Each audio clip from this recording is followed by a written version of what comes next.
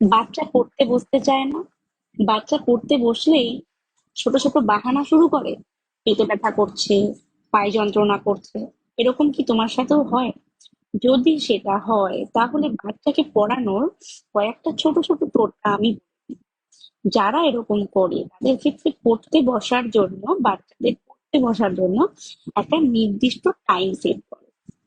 তার সাথে পড়াশোনার মাঝখানে ছোট ছোট ব্রেক দাও।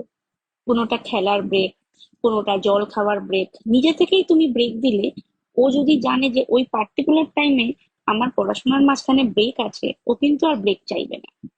৩, বাচ্চাকে প্রশংসা করতে শেখো। যদি ও একটু কিছু ভালো লেখে বা একটু ভালো করে লেখে, সেইটার জন্য ওকে প্রশংসা করো, যেটা ওর ভীষণ কাজে লাগবে। আর ও এনগেজড ফিল করবে পড়াশোনার সাথে।